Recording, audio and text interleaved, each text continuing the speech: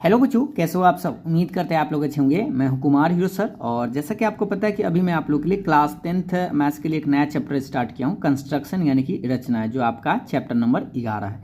इसमें हम आपको एक वीडियो बनाए थे। पिछले वाला वीडियो में हम आपको बताए थे कि रेखाखंड का विभाजन कैसे करते हैं जब कोई अनुपात में आपसे कहा जाए, यानी कि रचना उसका कैसे करते हैं।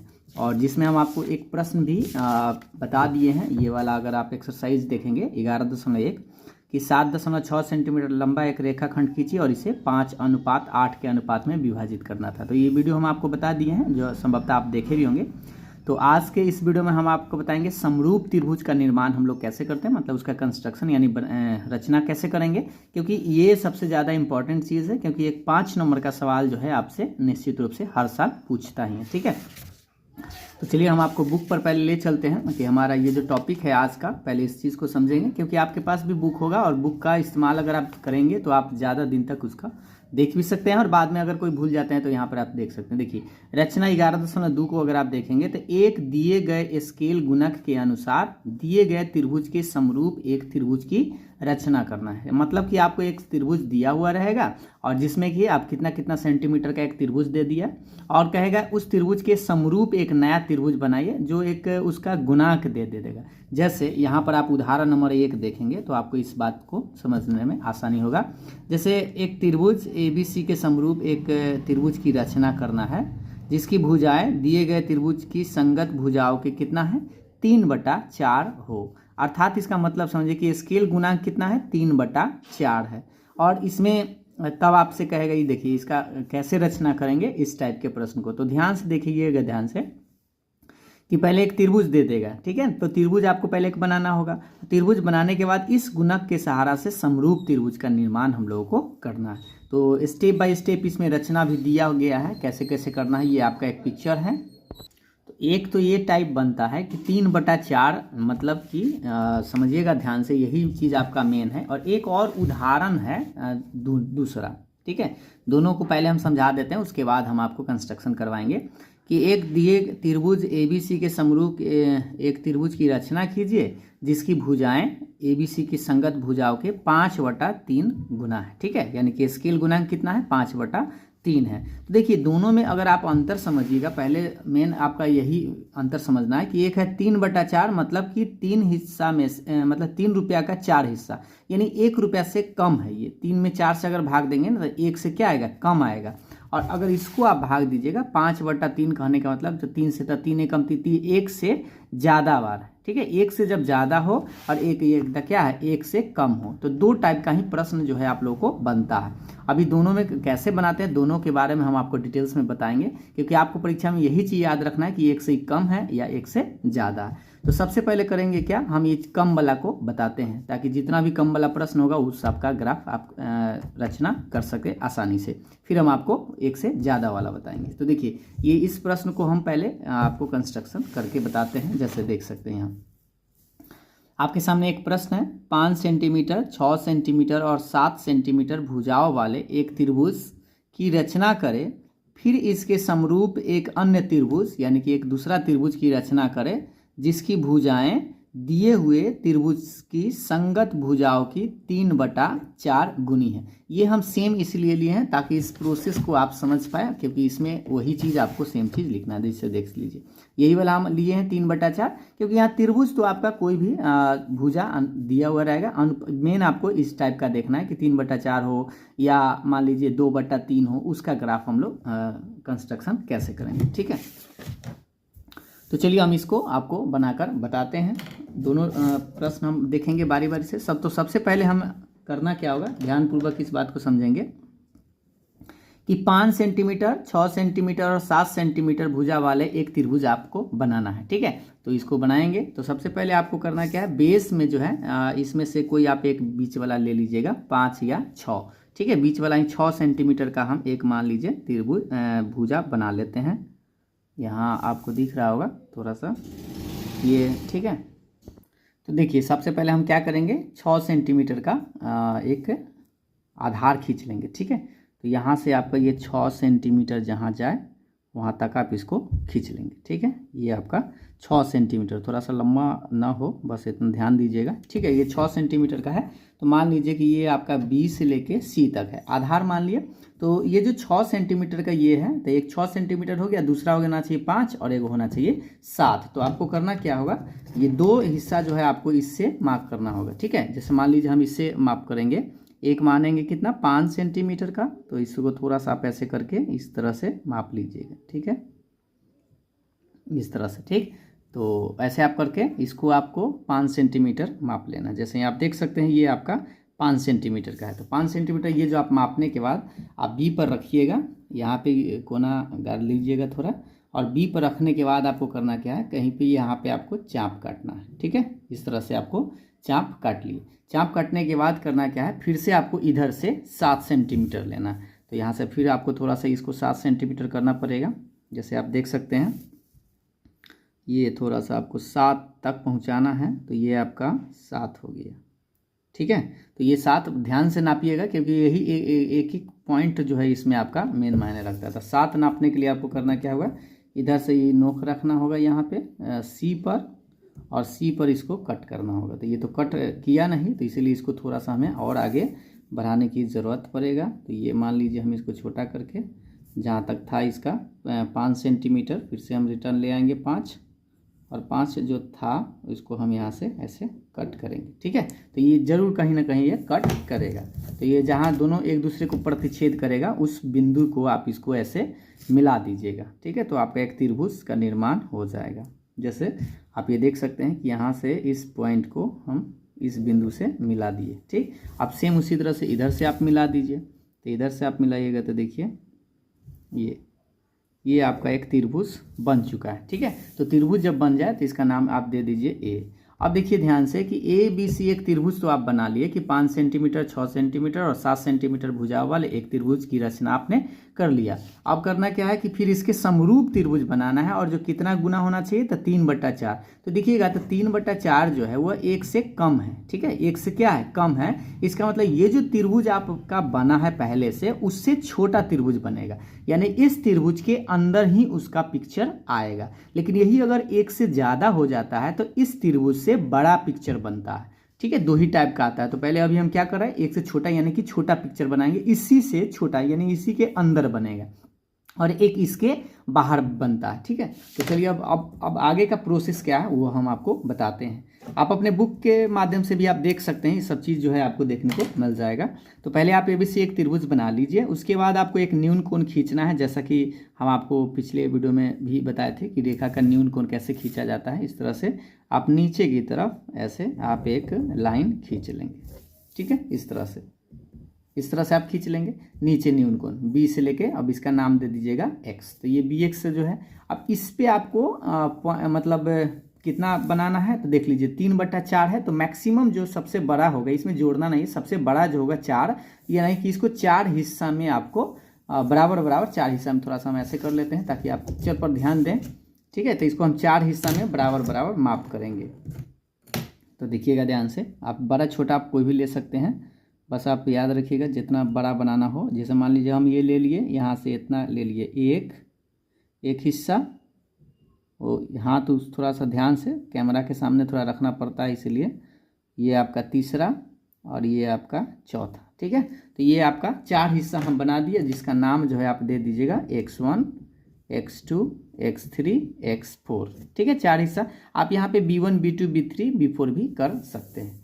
अब देखिए, अब इसको जब न्यून कोण ये खींचा जाए, उसके बाद करना क्या है, आपको ध्यान देना है कि पिक्चर हमारा इसके अंदर ही बनने वाला है। ठीक है, तो इसके अंदर जब बनेगा तो आपको लास्ट से लास्ट को मिला देना है। ठीक है, अंदर जब पिक्चर बने तो क्या करना है, इसका जो लास्ट पॉइंट है, यानी कि ये जो लास्ट पॉइंट आपका क्या है, ये है x4, और इसको आपको c से मिलान कर देना है। तो देखिए इसको c से मिलान कर देते हैं।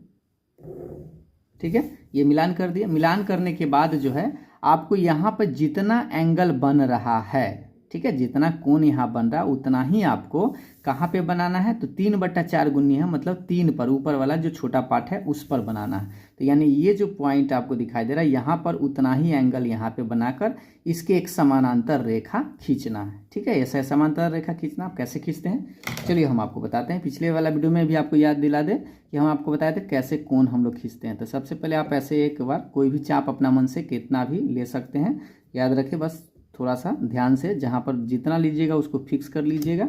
मान लीजिए हम इतना लिए, अब इसको हम थोड़ा सा यहाँ पे चाप खींचते हैं, ठीक है। ये चाप आपका एक ऐसे बन गया।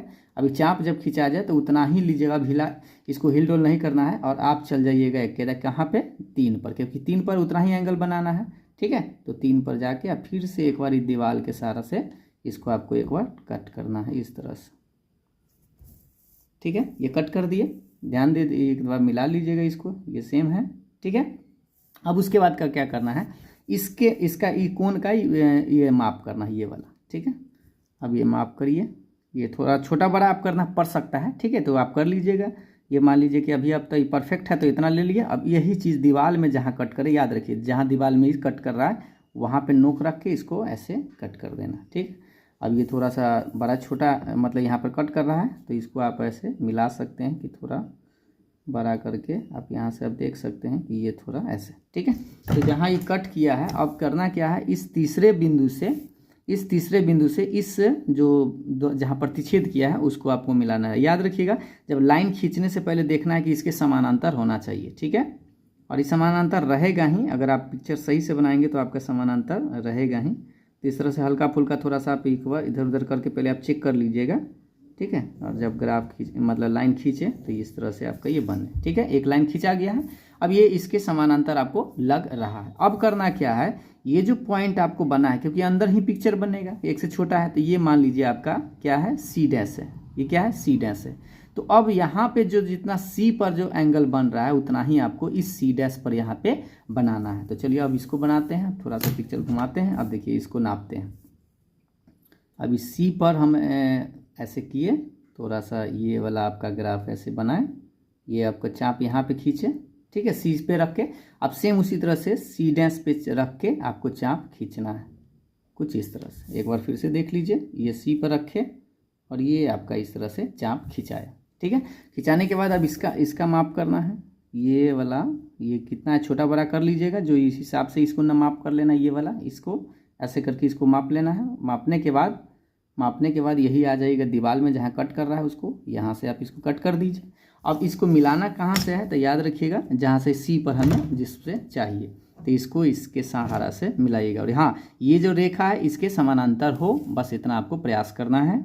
और ये संभवतः रहेगा ही अगर आप सही से खींच रहे हैं। बस इसको और इसको सही से मिलाइएगा, टेढ़ा मत मिला दीजिएगा कि ये दोनों टेढ़ा ना लगे, ठीक ना। तो ये आप देख सकते हैं कि ये सीधा लग रहा है कुछ, ये आपका ग्राफ हो गया, ठीक है। और ये जो पॉइंट आया ये आपका A' आ गया। तो यहाँ पर आप देखिएगा तो आपको 2 त्रिभुज दिखाई देगा। देखिए पहले से था ABC जो बड़ा था, और हमारा 1 से 3/4 गुना, मतलब 1 से कम आ रहा था ना। कि कैसे जानते हैं 1 से कम, तो 3 में जब 4 से भाग देंगे तो 1 से कम आएगा, तो कम आएगा मतलब अंदर पिक्चर बनेगा, ठीक है। तो इस देखिए पहले बड़ा था ABC, उसके अंदर में आ गया A', B और C', तो ये छोटा ट्रायंगल बना, छोटा त्रिभुज, तो ये हो जाता है 3/4 गुनी। और बस इतना ही आपको बनाना है और लिख देना है ये अंकन। आप चाहे तो इसका अथी लिख सकते हैं, चरण भी लिख सकते हैं। तो चरण के लिए आप क्या करिए, बुक में आप एक बार देख लीजिएगा, इसमें चरण यहाँ पे लिखा हुआ रहता है, ज़्यादा नहीं। ये पहला है क्या, B से C की दूरी न्यून कोण बनाते हुए BX खींचना है, जैसे हम खींचे हैं।